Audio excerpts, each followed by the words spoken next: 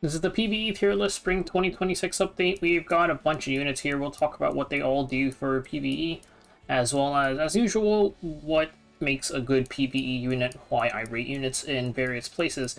There's also been some pretty big changes to PVE since the last tier list, so we'll talk about that and how that's affected the placements of some units. And one more thing, this video is sponsored by Etheria Restart. Season 4 is out for Etheria Restart with all sorts of new content. Etheria Restart is a turn-based strategy game with both PvE and PvP content. This is one of the best times to start the game as there is a ton of events and rewards for new players, like this free SSR selector on day 7 of the check-in event, another check-in with a free SSR selector on day 2, and 2 full weeks of double drops once you start the game. The progression paths in the game give you everything you need to proceed smoothly through the early game and quickly build up your roster, including a bunch of free SSR units to help you through the PvE content, and everything you'll need to enhance them. New players also get the Animus reconfigures, which lets you reset your units to regain the investments and use them on a different unit. The Sprint server lets new players catch up fast alongside other new players before having to take on veterans. The game itself has various QOL features as well, such as quick battling and background battling as well. New Animus will be released every 3 weeks, so you'll definitely want to start playing to get those units. Make sure to click the link below and sign up now. First things first, the way that I rate PvE units is a bit of a mix of how good are they at their content, how valuable is that content, because not all content is equal, right? Like some units are really good at Advent, but Advent comes around once every few months, and also there's 3 different advents, so if a unit is only good at, let's say, Fire Advent, you'll see that unit once a year. Is that really valuable? I don't really think so. So that unit would be rated a lot lower. And then also, of course, if you can do a lot of different content, then that'll be really useful.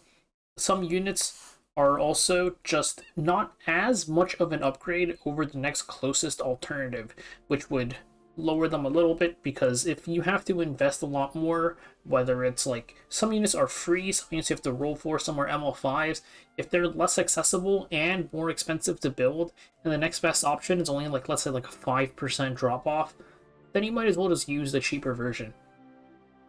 And one big change that has happened to PvE content since the last tier list is the Shadow Company, because the Shadow Company rotates your PvE content. That means that you're not going to use units as frequently as you did before. I think Expedition is the biggest change to this, because Expedition previously, I always thought that you needed to have these units geared permanently, because if you had the ability to solo your posters, that's a lot more Expedition gems that you could get more consistently. Yeah, it was just one of the most important things to have for PvE in my opinion. Now, you don't see Expedition nearly as much anymore. It's less than half as often because we haven't had Expedition for 2 rotations in a row now. So that is unfortunate, and that also means that all the Expedition units are a bit less important than they were before. I still think you do want to be able to solo your Expeditions though, just because it is a good source of mod gems whenever it does come into rotation. And there's also a quick battling Expedition also sort of changes the value of Expedition units a little bit. But anyways, starting off with the S tier, I think everybody pretty much knows these units at this point. Fene heals a ton and also does ridiculous amount of damage. She covers 3.5 out of 5 of the Expeditions. I think she's like, okay, so she's really good in Fire, Ice, and Dark. I think she's okay at Light. She's also great at Magnar and Child's Constellation. You can use it for Abyss. Just really strong DPS that also heals a ton for some reason. Cameron's the pure supportive healer, completely free from connections, but she is still amazing. She does a ton of healing. She has Cleanse on her S3. In her idle form, she has the massive 50% team CR push plus attack buff, dual attack on her S1. Great for every Expedition except for Light, and technically for Earth, Hazel is just better. She's also useful in just Abyss. Just great healer whenever you need support. Briga's tree from the Wyvern Journey of a Secession Path of Air thing. He has Death Break on his S3, plus Strip, plus Speed Down, and he also cycles really fast. CR Push on his S1, plus his S1 Max Fighting Spirit procs his S3, and the Barrier on his S2.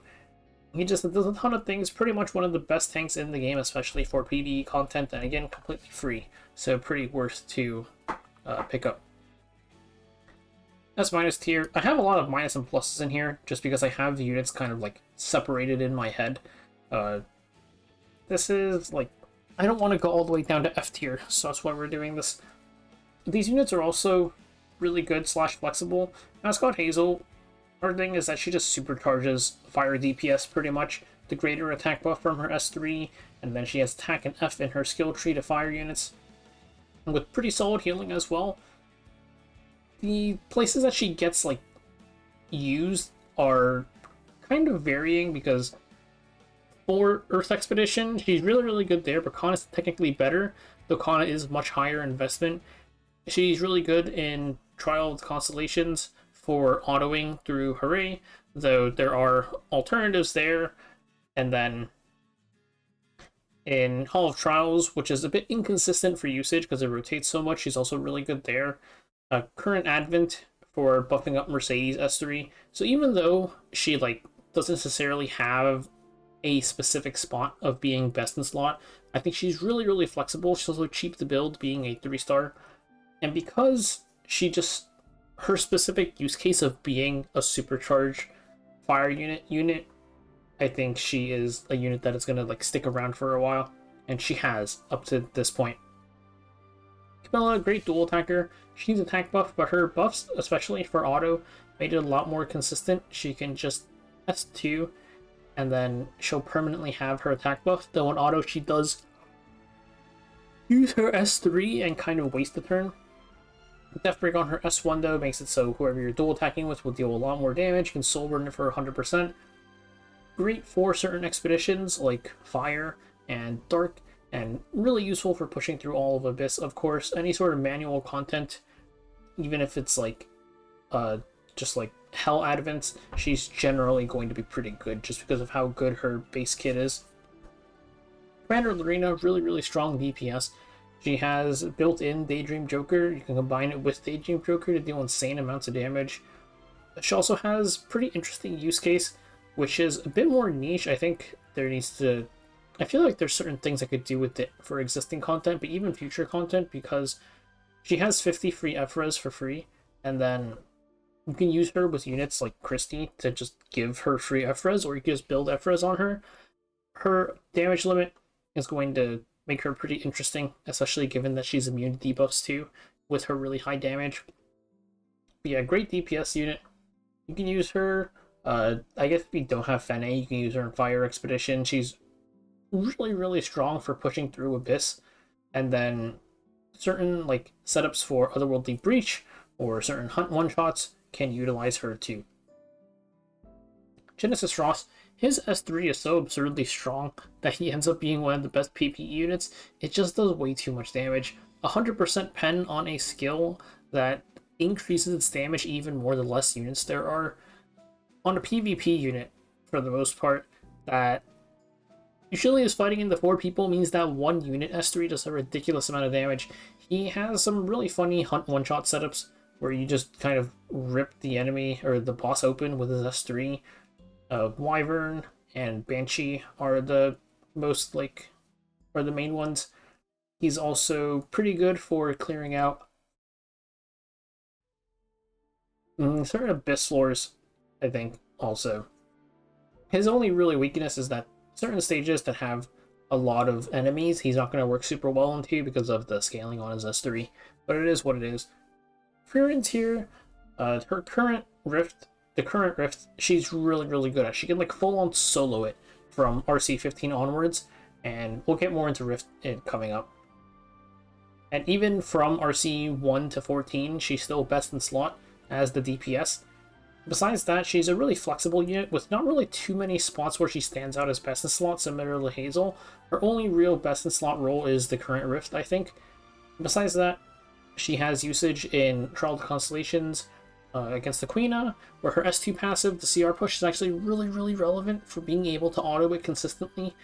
And she can also be used as just a generic DPS in a lot of places, because her S3 does a lot of damage, she cycles very well, and her S2 keeps her safe. It also gives the souls use on auto battle for once. So yeah, really nice unit to have. Moving on from Frieren into the other Rift units, I think even with otherworldly like Hunt, Rift is still useful to farm. It's going to be your best place for picking up certain sets, in my opinion. Definitely one of the more important things to have set up. But the way Rift works is, from the early levels, it'll get easier and easier to clear. And like I mentioned, Frieren can solo it starting from level 15 to 21, and it caps at 21.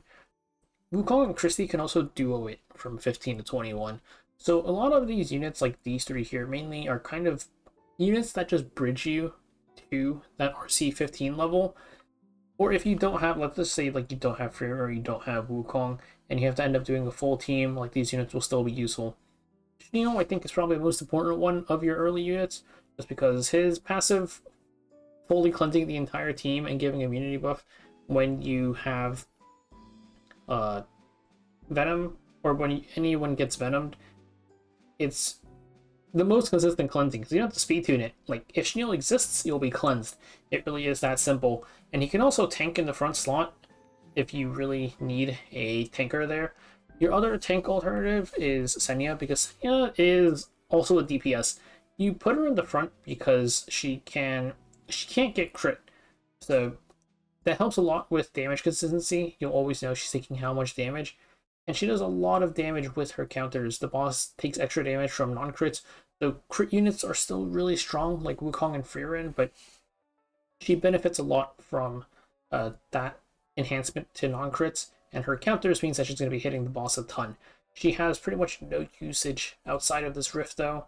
That's why here it says only for the current Rift. I think she's a good Grace of Growth candidate if you're only going to use her to RC15. Though do keep in mind that might take a while to get there. Ruka also kind of similar thing. She is not the best DPS. Like, you want one non-crit DPS, I think. Like, say like using Frieren on the early levels, you would do Frieren, Ruka, Senya, Shneo. Her thing is just she's a non-crit DPS that does a lot of damage. It's pretty much just that, because you also want non-crits to like get rid of the tentacles and stuff in the Rift. But she's another unit that also is really only from the early levels. Her and Senya,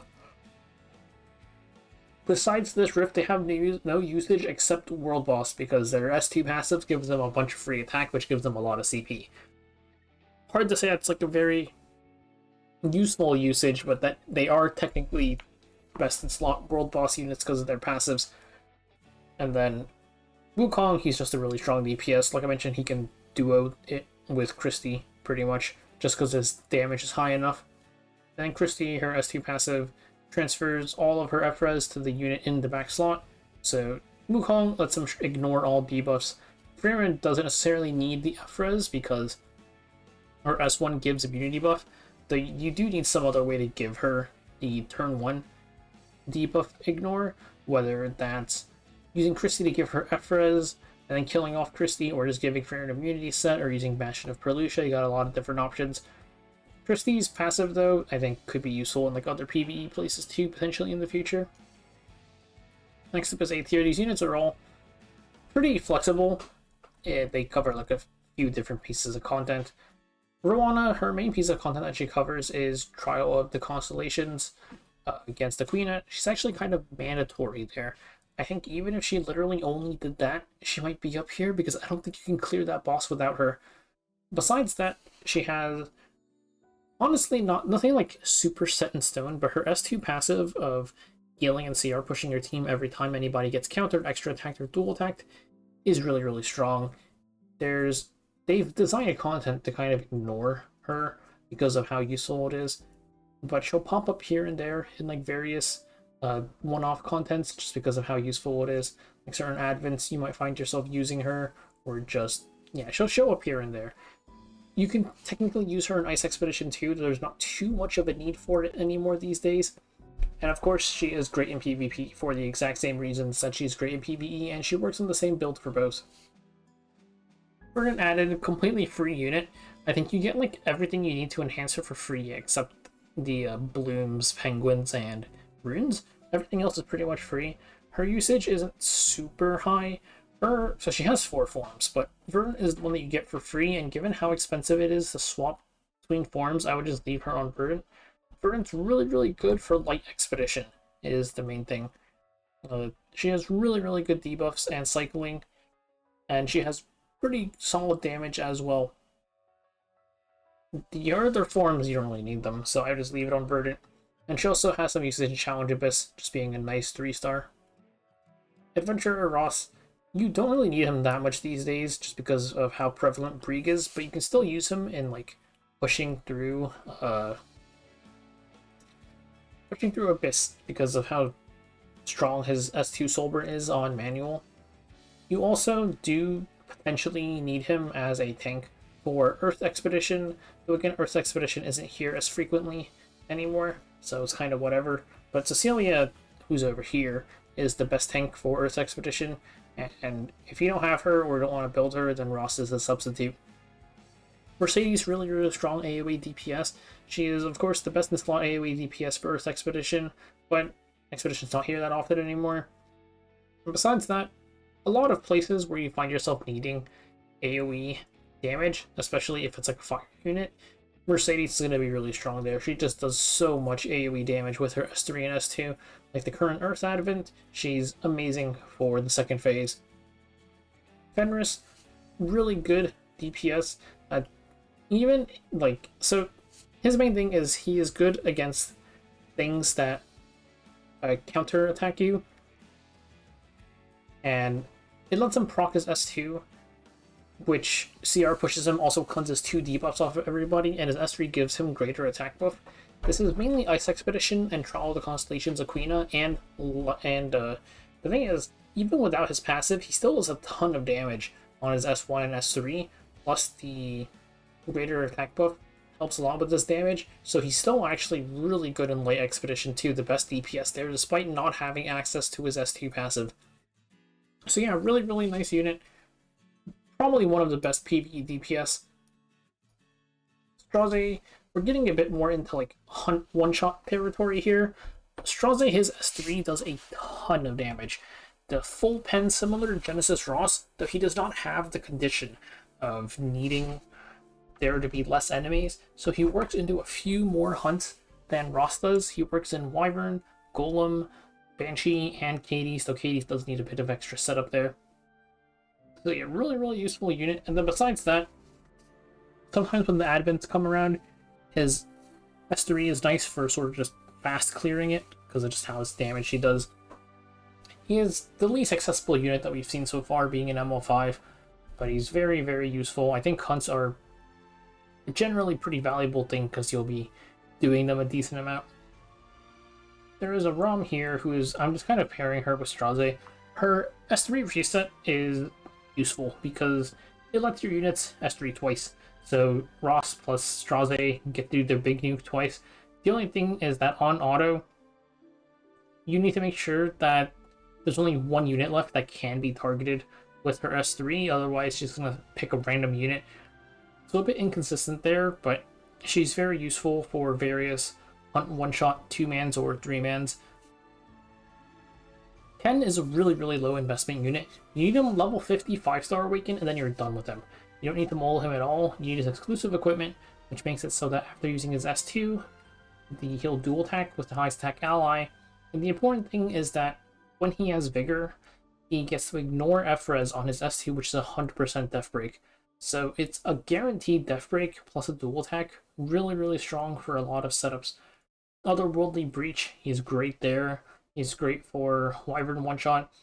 Pretty much, if we ever get any content where you want a Death Break, he's going to be good. Especially because we have a lot more Vigor appliers now. Like Moon Bunny Dominio. Her S3 no longer attack buffs, it just gives Vigor, which is fine because that is a CR push plus Vigor buff to guarantee the 100% Death Break for Ken. She's also kind of just paired with him because of their synergy together, and she's used in about the same places that he is, so Otherworldly Wyvern one-shot in Otherworldly Breach Fast Clear. Cecilia, she is a very nice tank for mainly Earth Expedition, though her general debuff pool is really strong. She's pretty consistently been a very useful unit, even with Expedition not being here as often. Her S3, and her S3 is an AoE provoke AoE, and then her S2 is AoE speed down plus attack down. She's good in 2 of the 4 Fall Trials, which is also here less frequently, but I think her covering both of them is very nice, which is DDR and Abyssal Euphine. And also, just like the current Advent, she's good there. She just has a very nice set of debuffs, I think. Vivian, she is AoE DPS plus attack buff plus immunity buff. The attack buff plus immunity buff can be useful sometimes. You don't really need her for Banshee these days because you should be doing Otherworldly and not really be doing Hell. If you are doing Hell for whatever reason, then she's useful there, I guess. But even then, she has a use for Episode 5. I forgot to mention Straze has a funny fast clear setup for Episode 5, clearing Chase 2 really fast. Vivian can also do that. It's a different setup, but she is one of the units that can be used there. And just in general, her kit is really strong. So a lot of like times I'll do sort of like low budget setups and they'll always use Vivian. Let's talk about the Grace of Growth tier. I have this in the B tier as well. With the Grace of Growth changes, which I'll probably do a full thing on, there's a lot of ways to use Grace of Growth to just sort of get to use units that only are used once a month or something, or like I guess once every 3 weeks now with Shadow Company, because it's 2 slots and it's a 1-day cooldown. So you can only have 2 units built on a team, and then Grace of Growth the other 2, and you're done. Certain units that are only really used in very niche cases, I think, are the best way to use it. So I have separated some of the units that I think just you shouldn't build and just Grace of Growth them. Charles is one of them. He is used in 2 places. He's used in Trial of the Constellations against Aquina, where you can just... He's mandatory for there. It's him and Rowana. Those 2 are mandatory. But Trial of the Constellation is once every 3 weeks. Assuming it's in rotation, more realistically, you're gonna see it like once every 6 weeks, or like 4.5, something like that. It's not that frequent, but even then, you're only gonna use him once in the rotation. So put him in Grace of Growth, clear Aquina, take him out, and the slot will be open the next day. The other place he's used is in Hall Trials against Astromancer Elena. It sort of depends on what they're doing, because there's various things in Hall Trials that might make him not good against Elena, even if she's here. But he is good in against her most of the time. Just again, a one-time thing. You do your 1 run, you're done. Grace of Growth him, take him out. Only Lua, I think, is by far the strongest debuffer for Trial of the Constellations against Ethel. So I only read, like, you'll notice that there's only really... She's the only unit here that only does Trial of the Constellations. That's up here, and that's just because she lets you auto it really comfortably. You just toss her in Grace of Growth, and then do your 1 clear and take her out. The substitutes for her are all really hard to work with, I think. They're either a lot less consistent, or they just, you have to manual. She's just by far and away the best one, which is why I have her kind of high. But yeah, you only use her for Trial of the Constellations though, so just toss her in to Grace of Growth and take her out. We're going to start going a bit faster on the ones down here. Furious and Mui, you use them for your Wyvern setup. Mui, you drop off a lot faster. Even for Otherworldly, I think you can do Furious Brig plus like 2 DPS and you're probably fine. And then Hades, she's just a really nice healer. She's mainly strong on manual, so can be nice on certain like manual content, but even on auto, she's still pretty solid. All Trials, sometimes she's very useful. And then Trial of the Constellations, Hooray, is her main usage. Researcher Carrot, really good for Trial of the Constellations. The free-to-play option, pretty much, and not just free-to-play, but also, I think, just maybe the best option. One of the best options, anyways, so I have her here. Also, she's a 3-star, so pretty worth building. She pops up every once in a while in some places. In the Expedition section, Bomb Mod Okana, her build with Bloodstone just lets you heal an Earth Expedition really, really well. She was literally designed for that content. Kind of high investment being a 5-star though, and also, well, you need Bloodstone, which only really gets used at Earth Expedition. So yeah, that is the only really issue, especially with everybody here in this Expedition section is a little bit sad because Expedition's not here as often anymore. Fallen Sezen, really strong debuffer. He has 100% Death Break plus speed down on his S3, and he's got really good cycling, especially with Etika Scepter. With average RNG, you should be S3ing every other turn. So yeah, he's just really, really strong. And also, I think I mentioned it already, but he's Earth Expedition debuffer. Archdemon Shadow is a dual attacker. Guaranteed unconditional dual attack on her S1 with the highest attack ally is pretty nice. The problem is that, so it's unconditional. Camilla's is conditional, is she? You need attack buff with Camilla, which can be hard to work with in certain situations, but for something like Dark and Fire Expedition, which is where you mainly use Archdemon Shadow, it doesn't really matter. Like, Expedition's easy to kill enough that even though Archdemon Shadow is a lot better than Camilla, I think it kind of, like, it's whatever. Like, you'll kill it with Camilla anyways, so why does it really matter? You can also use her in stuff like Otherworldly Breach right now, where we are using the dual attack comp, so she shines pretty well there. And I guess in the future, any sort of thing where you want to dual attack, she'll be useful. Inos 2.0, and technically Loka should be like paired with Inos, I guess. They're both for Ice Expedition. I think Inos is a little bit better, personally. But Loka also works fine. They're just supports for Ice Expedition. And also, notably, Inos 2.0 is one of the units for Trials and Constellations, the Blessing. I think she's like the only unit for that slot. Is that like Carmine Rose, whose name is going off the page? She is a debuffer slash sub DPS for Light Expedition. Free-to-play option being a 3-star, I think especially if you swapped your Verdant add-in off of her element, then Zella Carmine Rose is the usual substitute. We have Loka, who I already mentioned is just the Inos, like, substitute for Ice Expedition. Arbiter Veldred, actually probably a little bit high, but he's used for farming Eulogy, pretty much. His replacement is, like, down here somewhere, Free Spirit area, but he just AoE clears things and resets on kill. Bellona, her real usage these days is only for, I mentioned the Vivian has the episode 5 fast farming team. Vivian plus Bellona, they do that pretty much. She has some like really niche usage outside of that, but it's so infrequent that it's kind of whatever. The Banshee changes don't make her really good for Banshee one-shotting anymore, sadly, so that's just how it is these days. A little bit full pen on her S3, not as good as the other full penners, I think, but still has some like niche use cases here and there, or maybe like certain hunt one-shots if you want to set that up or whatever. Midnight Gaul Lilius, another full pen unit. Her benefit is that she self-attack buffs, and yeah, she's pretty much just for certain one-shots. Like, technically I should have had a little bit in Gala flipped, but it's not a huge deal. You can use her for helping to one-shot Katie's. She can one-shot Banshee. Also, like, just sometimes I'm using her in the current advent right now to like phase skip pretty much, or just like one-shot the phase.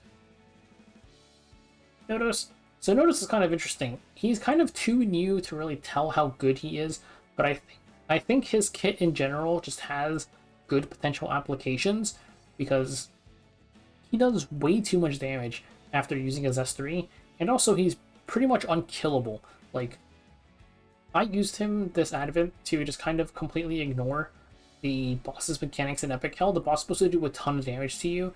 He does not care, he just face tanks it. The only mild problem is that his use case is kind of covered by Genesis Ross. Genesis Ross, where is he, is also immune to debuffs, though only for 5 turns, and Genesis Ross also does a ton of damage on his S3. I think there is potential, though, for like Notice to have a bit of a different niche, because, yeah, they do slightly different things, but I think he's still, like, solid. So we're just going to put him here. Vern, She has one specific use case, which is she does a ton of damage on her S3, with Warfare set letting you use it immediately, even with the damage loss from not being on Destruction set and losing those DPS stats. Her S3 just does that much damage. You can use her for one-shotting Wyvern, and she's actually the fastest one-shotter for Wyvern so far. There's probably going to be other use cases for just if you need a big nuke on a single hit, Burn should be pretty good for that. School Nurse Yoha is a really specific setup, but I actually have her kind of high. Don't know if she should be this high, but she is good with Genesis Ross for one-shotting stuff because she boosts his S3 damage. Since he's an HP scaler, and she increases his HP. Wyvern and Banshee, there's some pretty funny setups with her plus Genesis Ross. She technically should be in the Grace of... Well, I think no, because hunts are something you kind of want to have geared permanently. I think you shouldn't Grace of Growth on units for the most part. Here's the Grace of Growth tier for all the B units. It's the single or uncommon usage. I don't know if I said that. Sigrid is just because you only really use her until you get Fene. She falls off pretty much right after you get Fene, so that's why she's only the Grace of Growth tier. You can Grace of Growth her early and then you're done with her. Thermia is also like, you only use her while you lack other options early game. I think she might be a good Grace of Growth target too. Tywin and Livica are for Trial of the Constellations. Trial of the Constellations as a whole, that is this entire section here, up until Lady of the Scales, Tywin and Lady of the Scales. There's a lot of options to what you can do in Trial of the Constellations. Some of it's going to depend on your blessing level, or just who you own / have built. So there's going to be a lot of like differences between how good a unit is depending on your account or just who you have built. Tywin and Lulica are Deathbreakers for Trial of the Constellation. Magnar, they're not really necessary. Fene can solo it depending on your gear, though you do need higher blessing levels for Perdition, and if you're not just hitting level 5 blessing, then Tywin and Lulica are going to be very, very useful. Holy Euphony actually does have one kind of funny use, which is in Trial of the Constellations, Researcher Carrot is the only unit possible for one of the blessing slots on, I think, either Ethel or Hell. I forgot which one. But this means you can't actually use Carrot or Hooray, which is not a huge deal because you can just take Carrot out of the blessing or the other one. You don't have to do them at the same time. Just use Carrot and then put her in the blessing. Using Holiday Euphony makes it so you can just leave Carrot in the blessing permanently if you're really that lazy. That's me. I am that lazy. I don't use Carrot anymore. I just have her in the blessing. So Holiday Euphony, really, really good for that. She also lets you auto Perdition, which doesn't matter too much because that is a once every 6 months thing. Theria and Shuri are one-off uses for clearing Perdition difficulty in Trial of the Constellation. So yeah, once every 6 months, you'll use these units. Araminta and Robin are alternative units for Carrot. Also in Hooray just has like burn appliers. Yeah, AoE burn appliers, rather. And then Bihu is single target burn applier, but usable against Hooray. And then where are...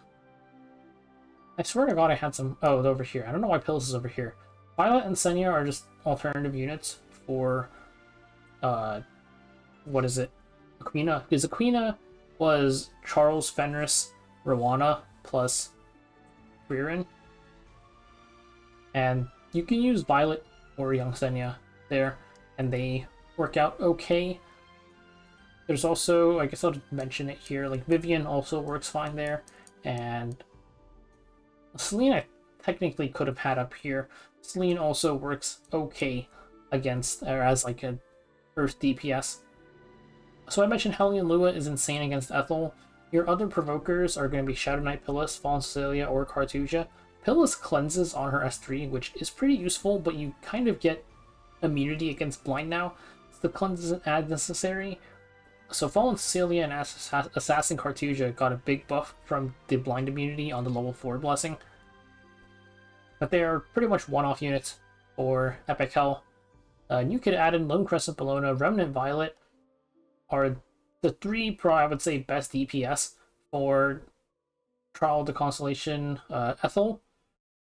One thing is that on Nightmare difficulty, you can run one non-dark unit, which is just going to be Fene.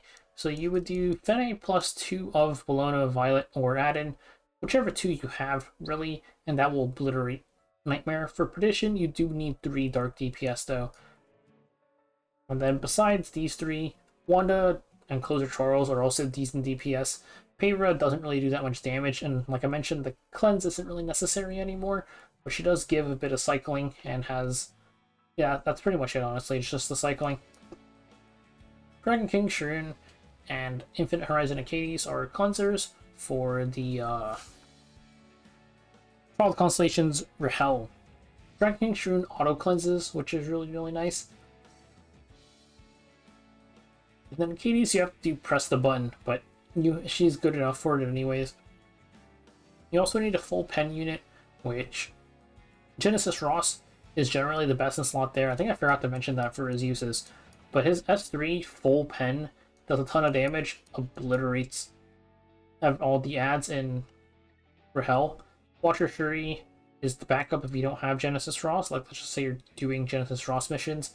Shuri is going to be nice for that because he resets on kill on his S3. Same with Spez.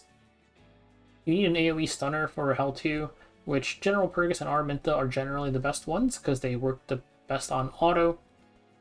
Sage Ball Incessant is another option, though he's a little bit weird because he wastes his S3 and then uses S2, but his S2 also AoE, like, does the debuff thing. One thing, though, is that because he uses sleep and not stun, you have to do it, like, you're going to wake up the unit if you hit them with, like, a useless hit, which can be a bit of an issue. Lady of the Scales, AoE Fear on her S1. One kind of funny thing is just the way her S2 passive works. Your fighting is going to take a lot of damage, so do keep that in mind. And then Assyria, kind of niche usage. Her S3 being 2 debuffs plus a strip is still useful sometimes. I actually probably should have had her up here, because in the early Rift levels, you can do Assyria plus specifically Wukong is a decent combo. Firin doesn't really need it. Just because her skill cooldown reset, a lot of Wukong's damage is in his S3, so being able to reset him is useful. Her and Elagos are kind of just like debuffers. Sometimes there's parts where you want to strip into Deathbreak. Assyria has her skill reset. Elagos, his thing is that he has Soulburn to ignore Efrez, so you Soulburn at 20 souls, guaranteed strip, Deathbreak, target, and pushback is a really, really strong thing. It's also really, really niche, because the only place you really use this is Advent. But, yeah. Also specifically Epic Hell, which only needs to be cleared 3 times each. But he is technically really strong at that role. Some alternatives here. Conk is just an alternative Vigor Replier. A bit slower than Beedom. Argent Waves while young, procs on attack skills and gets extra turn. There's certain use cases for her with like Conqueror Lilius or Bunny Dominiel. Free Spiriteria, Arbor Vildred alternative for clearing Eulogy. Selena I already mentioned. Sinful Angelica, just AoE attack buff plus a dual attack on S1 can be useful in some spots. Especially like, so mainly with Otherworldly Breach right now, her plus, she's useful because she gives attack buff. And then she actually probably should be up here, but I'm not going to bother moving her, just because they use her in Otherworldly Breach right now for the fast clear method, because she gives attack buff. And then there's also Aki, who is very, very niche. His specific thing is that he has Ignore Efrez, 100% Death Break, but it's also completely free for the Soulburn, because he consumes his own HP, and yeah, I think that's like a kind of interesting niche to have, just being the 100% Ignore Efrez Death Break, but also not needing an actual like book holder or any sort of other outside help. Like Ken needs Vigor, and Afin Sokflon has it too, but she needs 10 souls. Or Elagos needs 20. Laya Funny EE dual attack on the back slot, very niche usage. It's also interesting because it's specifically the back slot, so it doesn't have to be the highest attack like a lot of units do. Not too many like practical applications for it, but it is kind of interesting. Soul does ton of damage on his S3 because of his yeah, but it just does a ton of damage. Golem one shot is really the only use for this, but like Genesis Ross does it fine, I think. Or not Genesis Ross, Strauss does it fine, rather, and there's like going to be like a billion different otherworldly hunts are not that hard, but that is an alternative slash niche usage. She does do a lot of damage. Tenebria ball replacement, she is just worse than him because she has lower proc rates, but she does kind of do the job, and also her cycling is worse than his because she has skills on, or her debuffs are on 2 different skills. And she has mild usage in Abyss. There's only really one floor where I think she's actually good. The rest of them, where she's just an alternative. That's about it for Tenebria. Cerise, really good in Light Expedition, but she's also too costly to really build these days. BBK, her AoE nuke is useful in certain places. Mercenary Helga, she's just really solid Deathbreaker, but unfortunately, Ice Expedition, I think you kind of just, you barely use Earth units these days. It's just only the DPS is Earth. And not even necessarily, because you could just use Fene. But yeah, she has very, very niche usage, just not that frequent. Sid, if you don't have Fene, I guess you can use him in Earth Expedition. Diane, okay, this entire tier, there's varying levels of niche, as you can tell. Because Diane's only use is that on her very first turn, she can S1 dual attack. That's about it. Because to give her immortality, you have to soul burn with somebody else, which isn't really happening. Afternoon Silk Flan, sometimes she's like a useful DPS in Advent, is about it. Suthin, his S3 does apply 3 debuffs. There's not too many units that do that. Like, Robin applies 3 debuffs with her S2, but that's only like 1 turn debuffs, and then Dizzy applies 3, but that's a collab unit. That is his niche. It does come up useful every once in a while, not too frequently. Fighter Maya, her S3 nuke is kind of funny. Sometimes can be useful for executing certain things, primarily certain Advent S3s, or Phase 3s. You can execute with Fighter Maya. Judith's really, really niche setup for the Wyvern one-shots that I've mentioned. She's like a potential opener for that. And then Schneel, his niche usage is being able to solo Otherworldly Banshee, which was going to take a while, but he can do it. And then Silverthide Christie, she passes her FRS to the back slot. Very, very niche usage. Some Abyss floors benefit from this a lot. Hall of Trials, these are just some of the standout units there. It's really hard to say who's actually good at Hall of Trials because it just varies too often. Like, even, especially because it's not here as often anymore. But each time it's going to be different, even with the same boss. There's only some units that kind of like are used very frequently, so I've listed some of them. Like Una gets used a lot. Cowrick, Fairy Tale Tenebria, Sylvain Sage Vivian, Charles are probably some of the ones that get used more often, some of the healer options. Here are some units that like are really just one-off units, like you just use them like once in Abyss, pretty much. Actually, Angelica doesn't really need to be here, but the rest of them are kind of just one-off Abyss units. And here are some units that are just used in Ancient Inheritance, and really nowhere else. I'm trying to like skim through it. Yeah, they're kind of just Ancient Inheritance units. Anyways, this is really, really long. There is a lot of PvE units. Yeah, see you for the next update, whenever that is.